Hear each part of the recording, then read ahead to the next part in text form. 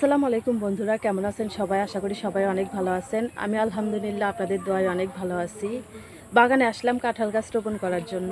আমি এর আগে 2টা কাঁঠাল গাছ বাগানে রোপণ করছিলাম, তা সেই 2টা কাঁঠাল গাছ মারা গেছে। সেই জন্য আবারও 3টা কাঁঠাল গাছ বাজার থেকে নিয়ে আসি। এই 3টা কাঁঠাল গাছ এখন বাগানে রোপণ করব। তা সেই কাঁঠাল গাছ রোপণ করতে এসে দেখতেছি যে আমার বড় একটা কলার কাইনসহ কলার গাছ ভেঙে পড়ছে।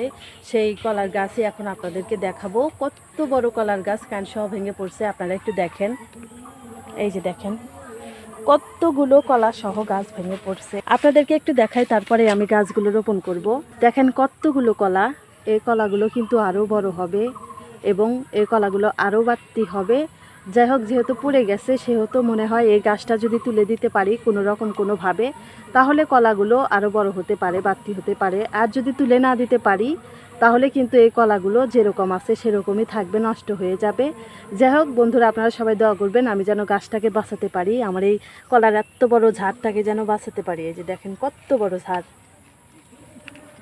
এগুলো অনেকেই বলবেন যে এগুলো কি কলা, এগুলো হচ্ছে আনাজি কলা। এই আনাজি কলাগুলো কিন্তু এমনি খায় না, পাকলে এগুলো কিন্তু পাকে না। এগুলো কাঁচা অবস্থায় তরকারি রান্না করে খাওয়া হয়, অর্থাৎ সবজি হিসাবে খাওয়া হয়।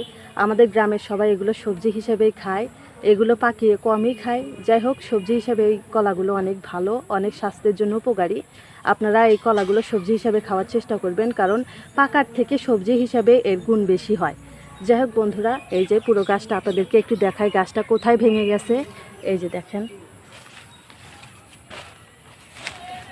এই যে দেখেন গাছটা একদম এই জায়গায় এখানে ভেঙে পড়ছে। এখন আমি যদি এই গাছটা এখানে 2টা বাঁশ দিয়ে তুলে দিই তাহলে মনে হয় উঠতে পারে, বা দড়ি দিয়ে বেঁধে দেই তাহলে উপরে উঠতে পারে। যদি কলার গাছটাকে তুলে দিতে পারি তাহলে তো ভালোই হলো, কাইনটা আরও বড় হবে, কলার ঝাড়টা আরও বড় হবে, বাড়তি হবে। আর যদি এই কলার গাছটা তুলে না দিতে পারি তাহলে তো আর কিছুই করার নাই, যেরকম ঝাড় আছে ওরকমই কেটে ফেলতে হবে। যাই হোক বন্ধুরা, আপনাদেরকে দেখালাম, কেমন লাগলো কলার ঝাড়টা অবশ্যই কমেন্ট করে জানিয়ে দিবেন। এখন আমি আমার এই কাঁঠাল গাছগুলো রোপণ করব। চলেন আপনাদেরকে একটু দেখাই। এই যে দেখেন আমার কাঁঠাল গাছগুলো, 3টা কাঁঠাল গাছ আমরা বাজার থেকে নিয়ে আসছি, অনেক বড় বড় কাঁঠাল গাছ। এই যে দেখেন, এর আগের ভিডিওতে আমি 2টা কাঁঠাল গাছ রোপণ করছিলাম, আপনারা হয়তো অনেকেই দেখছেন। সেই 2টা কাঁঠাল গাছ কিন্তু মারা গেছে, হয় নাই, ছাগলে খাইয়ে ফেলছিল। আবারও এই 3টা কাঁঠাল গাছ নিয়ে আসছি, বড় বড় দেখে। এগুলো কিন্তু ছাগল নাগাল পাইবে না, খেতে পারবে না। সেই জন্য কিন্তু এই গাছগুলো বড় হিসাবে ভালোই হয়েছে। এখন আমি এই গাছগুলোকে বাগানে রোপণ করে দিই।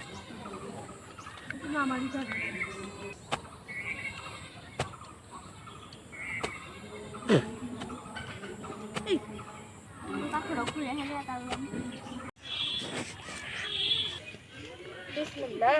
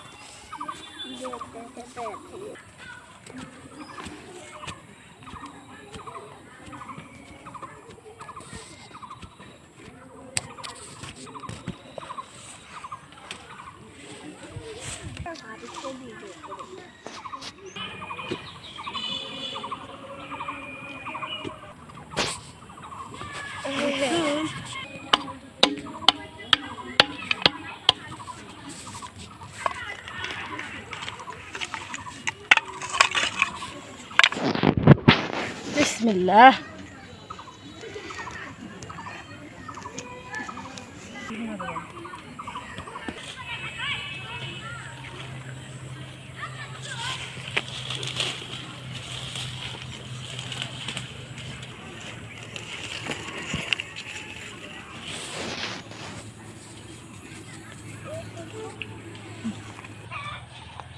বন্ধুরা, গাছ রোপণ করা শেষ, বাড়িতে যাইতেছি।